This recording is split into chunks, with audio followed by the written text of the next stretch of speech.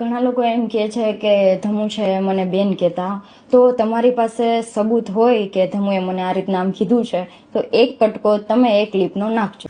ધમુની પલકનું એવું કેવું છે કે મારો એક પણ વિડીયો એવો બતાવી દો. ઉભેરો પલક માસી, અમે તને અમારી પાસે પુરાવા હોય તો જ બોલીએ, ન કરતો અમારે બોલવાનો આ હું અમારે બોલવાનો ફાયદો, તો તમે બોલવાનું જ બંધ કરી દે અમારી પાસે પુરાવા ન હોય તો. પલક પિત્રોડા નામની છોકરી છે ને મારી છોકરીને બેન બેન કરતો તો ને આજે પેદા છોકરા કરશે ભણવો તો મામા કહેશે કે પપ્પા કહેશે. વાહ માસી વાહ, તમારી જેવું તો કોઈ નહીં હો દુનિયામાં. વાહ માસી વાહ, હું તો તમારો દિલથી જબરો ફેન થઈ ગયો. તમે આવા ને આવા ખુલાતા પડ્યા. હવે મિત્રો એક જનેતા હોય એની દીકરીને એવડી હતી ને એવડી કર્યું એને ખબર જ હોય ને આ બધાનો હું સંબંધ હતો હું સંબંધ નહીં. જોઈ લે પલક, તારી માં તો કઈ ખોટું નહીં બોલે.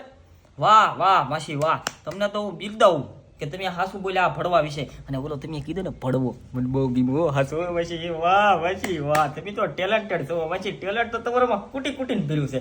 વાહ માસી વાહ. આજે મારે અને પલકને ડિવોર્સ લેવા પડ્યા.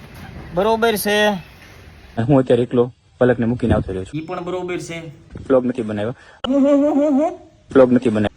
અરે ઘેલ સફા, તારા જિંદગીના ડિવોર્સ થઈ ગયા છે તને જે વ્લોગ ની પીડી. અરે તારામાં તો કાંઈ કાઢી લેવા જેવું નહીં. હાવે હાવ તું તો હાવ પાનેતર મળી જાય એમ છે. અરે ખોટાળા. તો કેમ લાગે, તમારું તો સારું હાલે છે ને? ના અત્યારે ભગવાનની દયા. ધમુ તું ચિંતા ન કર, ભરતભાઈને એક દેવો પ્રેન્ક તો કરવો જ પડશે, કારણ કે યુટ્યુબમાં બાયડીઓ બતાવીને તો પૈસા કમાવામાં આવે છે. હે ને સાચી વાત છે ને મારી? હે હું સાચું જ કવેલા ભાઈ, તમે બધા કોઈ મારી વાત માનો નહીં. હું ઈ જ વસ્તુ ક્લિયર કરું છું કે ભાઈ આ બધું શું હાલે છે યાર બધું. એટલે હું ઈ જ વિચારું છું આ બે દીથાનું હાલે શું છે. એક તો આ બધું જડબું બડબું બધું હોજી ગયેલું છે, ફાંકી ખાવા બાબા એમ થાય છે.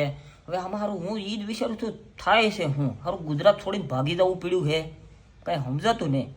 અને મા માયા પછી ઉપેલી પંજરી આપી, આ બધું શું થાય છે મને તો ઈ જ નહીં સમજ.